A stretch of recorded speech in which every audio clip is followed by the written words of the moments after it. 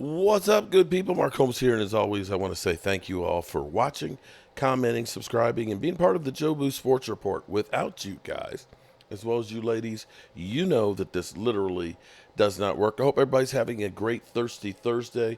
The weekend is almost here as we sit here. Oh my God. I left this morning at 115,000 subscribers, and it's gone up to 116. Shout out to you guys. We appreciate each and every one of you guys. It's probably trolls from the Dan Salio show because they literally, they beat me up yesterday. They kicked my, I ain't gonna lie, they kicked my ass. Philly 500, Dan Salio, they tag teamed me. It wasn't a fair fight, man. It wasn't a fair fight. I mean, I know I'm about 260. I'm guessing between the two of them, there got to be 600 pounds of meat over there that they were just jumping all over me. But be that as it may, pause, in case any of y'all get the wrong idea. The Cowboys maybe have some really good news here. I don't know if you watched my video earlier where I was working over at the farmhouse, and I was talking about DeMarvis Overshown, who showed a lot of promise last year in preseason before tearing his ACL in the preseason. Fortunately, he tore it in the preseason as opposed to, say, Michael Gallup, who tore it in the playoffs. That means he has 6 more months, basically, of time to heal up extra.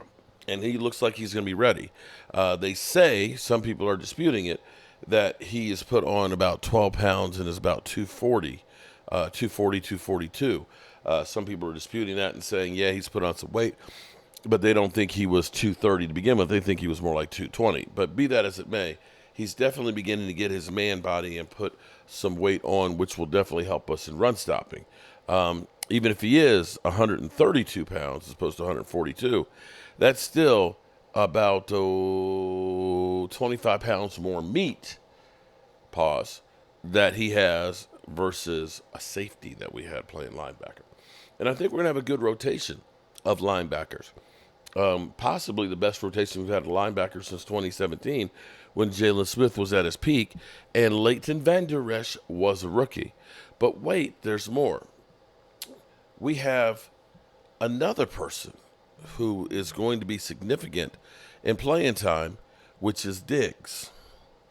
Diggs looks to be 100% healthy by training camp.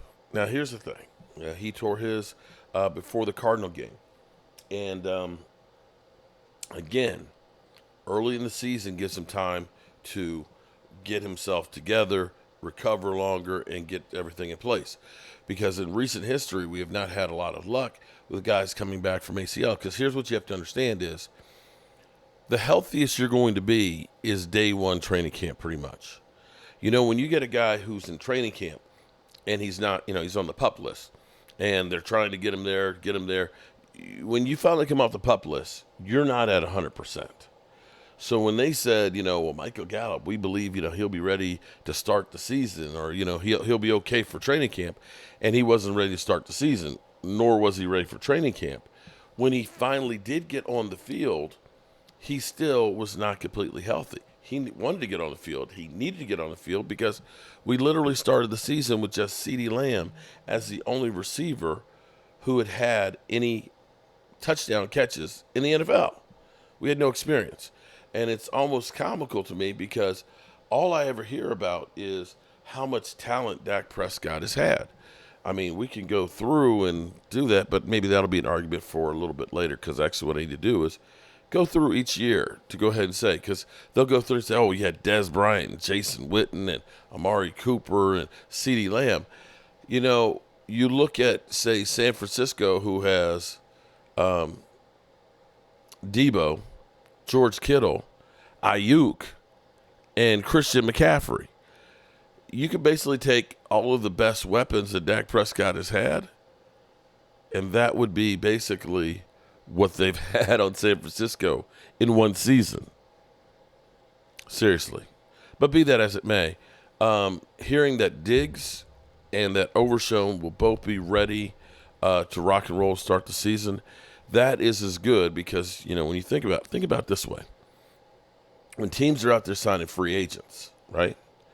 And they're looking to get, a big player to, bump up what they're doing from last year. Well, we didn't have Diggs except for 3 games, or maybe it was 2, 3 games. So you look at him coming back healthy. That's better than any free agent signing out there. That's better if he's healthy than any free agent signing out there. So you look at that and say, okay, and you look at it with Overshown being able to come back and have a little bit more weight, still doesn't have much experience, but you've got a guy who hopefully is young and ready to go. ACLs are a lot more commonplace to be taken care of than, of course, when I was growing up.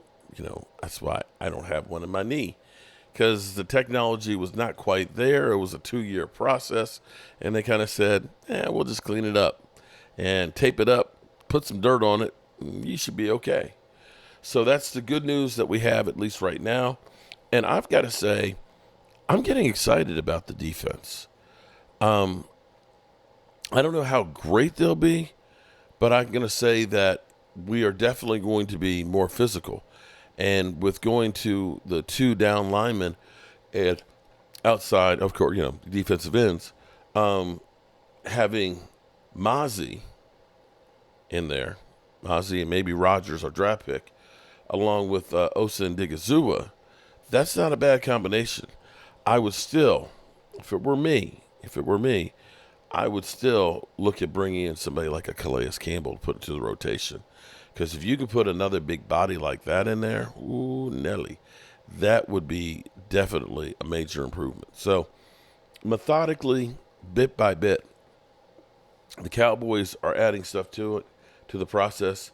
And my hope here is that everybody continues to look down on the Cowboys and say, ha, you guys are going to stink. You guys have done nothing. You guys are going to be ass. I would rather that the Cowboys have no expectations of doing anything, as opposed to everybody saying, oh, well, they're a Super Bowl favorite. So there you have it, good people. I am back from working on the farm, and I am actually tired. Shoot. I am tired. I'm getting old.